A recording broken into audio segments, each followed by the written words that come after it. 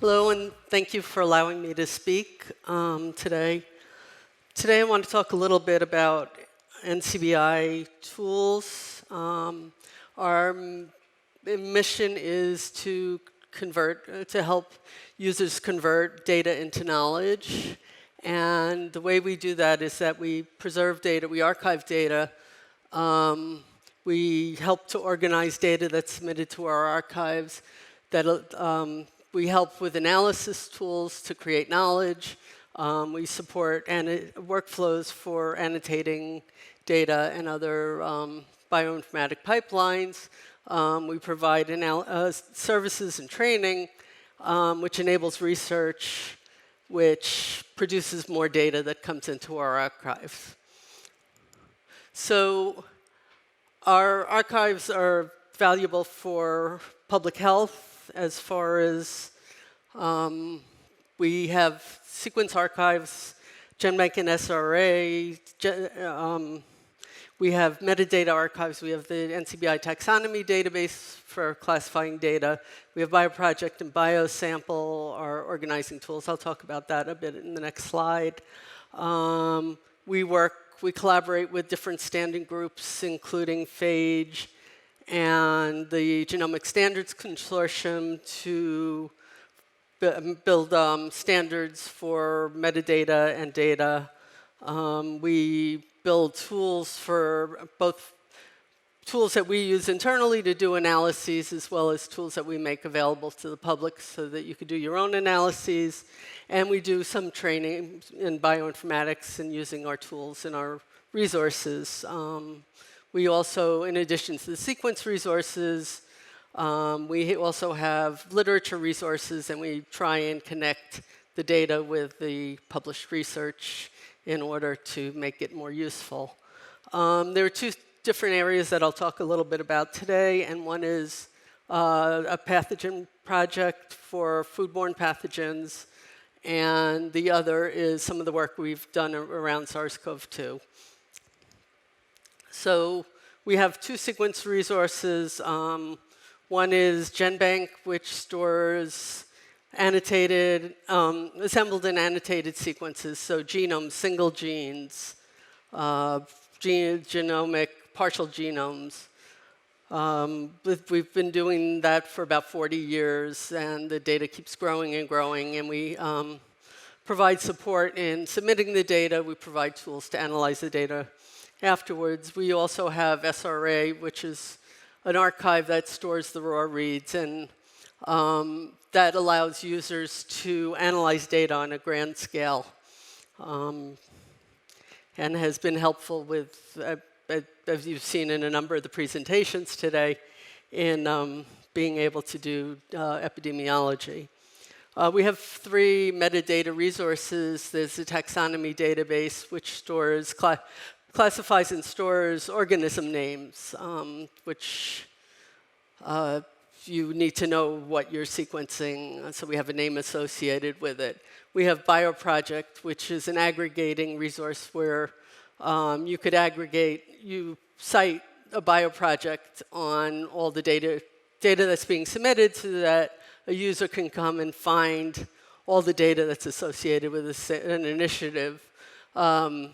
You could add grant information so that funders can see the types of data that are being submitted under a single grant. And then we have BioSample, which is a resource that stores the contextual information about the samples that are being sequenced. And so we've worked especially through the pandemic, but even before, we've worked on biosamples. So on the right here, you could see an example of a biosample from a SARS-2 wastewater sample, and you could see that the types of information that are being collected, so what type of sample it was, where it was collected, what the surveillance target was, and all sorts of information that makes the sequence data itself more useful because you have context for the data. And we have the concept of packages in biosamples, so that when somebody submits data, they find a package that's most appropriate for the type of information they're submitting. And through the pandemic, we built two different packages for SARS-CoV-2 in collaboration with our colleagues at the CDC, as well as the PHA4GE Data Standards Working Group. And so we built one for clinical or host-associated data, and another one for wastewater data, and because the information that's collected is very different. We also have a generic pathogen package, which is for microbial pathogens, and there's some information about patients, so we understand there's privacy, but you want some contextual information that makes the data more useful.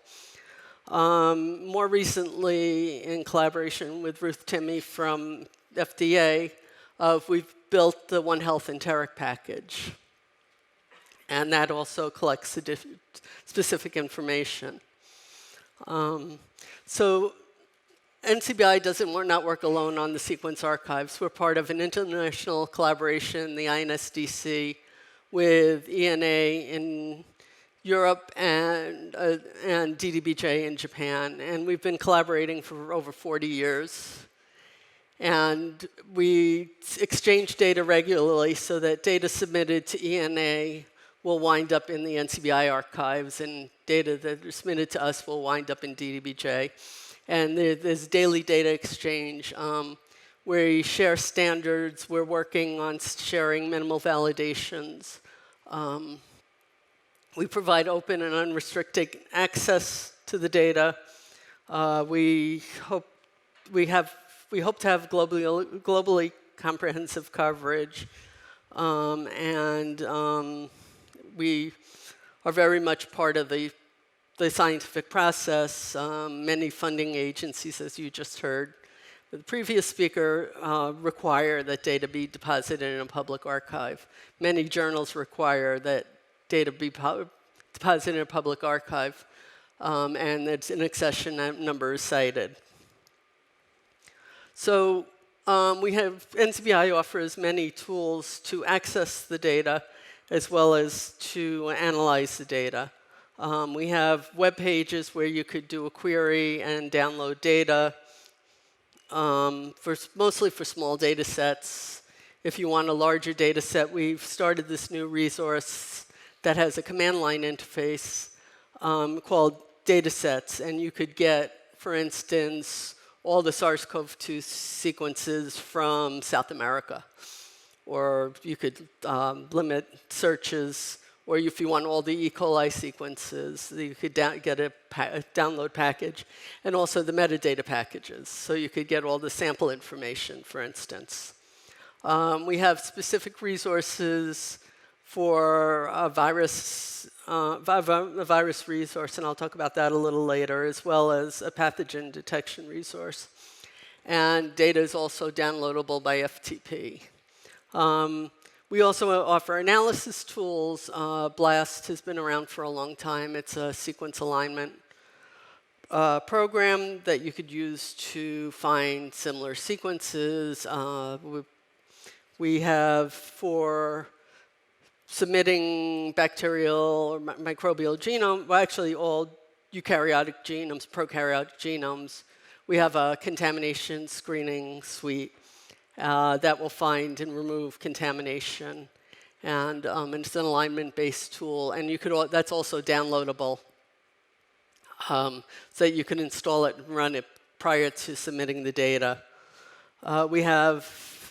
Currently, we have a eukaryotic annotation pipeline that will annotate eukaryotic genomes. Currently, that's used in-house on RefSeq, but it's going to be available publicly. Our prokaryotic annotation pipeline is available. You could download it and run an installation locally. So now I'll talk a little bit about the two specific projects that I had mentioned earlier. The first one is the foodborne pathogen surveillance. And so FDA, USDA, CDC, and some of the state health labs, as well as a few international organizations, other public health labs, will deposit the sequence reads in our database, and we run a pipeline that we do WG-MLST as well as assemble and annotate the genomes. And then we generate a report that FTA can use to do regulatory action. So if they find that that they could then to determine the source of whatever the foodborne pathogen outbreak was. And so over the years, we've analyzed 1.6 million isolates, and which led to over 1,000 regulatory actions. And we've also assigned AMR alleles to over 2,300 genes. This is a screenshot of our virus resource. It allows users to come in and search for any virus and do filter based on locality, based on collection date, based on release date, or any of the other attributes, or maybe like where the tissue where the sample was isolated. And you could, using this resource, you could filter and narrow down to find a set of data and use data sets. There's a way to use data sets to download the data as well as the metadata. Another thing that we've put into NCBI virus and hope to expand is a way to, when you download the metadata, you also download the organization and the submitter of the data, so that will help with data attribution, so you know from where the data came. And this was a pilot project, and we hope to expand that in the future. So now I'll switch and I'll talk a little bit about two of the pipelines that we have for to analyze data. And during the pandemic, we stood up a pipeline to analyze variants, and so we used SRA submissions, and we scanned using a K-MERT-based tool to find all submissions that had SARS data in it. And then we did variant calculations, and we analyzed the data and produced a variant report. And this data is available in both AWS and GCP for anybody to use, the variant reports. And these were used in conjunction with other parts of NIH and other parts of, to make diagnostic decisions and to help with combining it with the experimental and the epitope data to help make diagnostics. We are working to expand this pipeline in the future to incorporate wastewater and environmental samples. We're building new interfaces that will help with the visualization of this data, and we're looking to expand this resource more fully. Another tool that we have, and this is for the GenBank data, is a tool we call Vader. And what it is it's a reference-based alignment tool that validates assemblies as well as annotates viral sequences.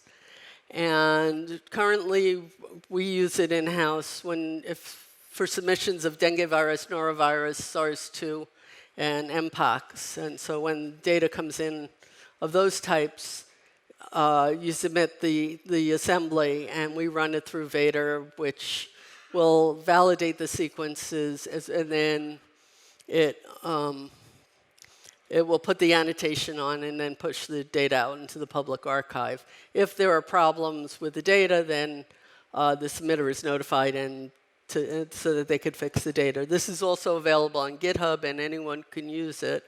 It's generalizable so that it should work with any viruses, but we don't have the reference sequences in place at the moment for other virus groups, so we're working on that.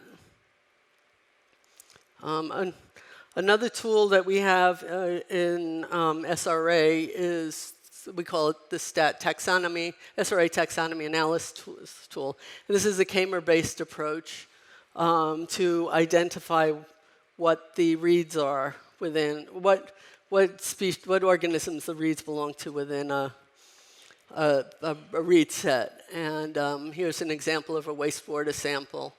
And you could see that in this one, there was 21% SARS-2, but you also see all the different sequences that were identified to being part of this data set. And one specific use that we have, I know we talked a little bit about contamination earlier, but another concern with contamination different than mixing bacterial species is in clinical samples, making sure that the human data is removed. And so we also use the STAT tool so that with a human-specific K-mer database to remove the human sequences from runs that are submitted to the archive. And this is also available for you, anybody can download and use this in their own pipelines. So thank you, and questions.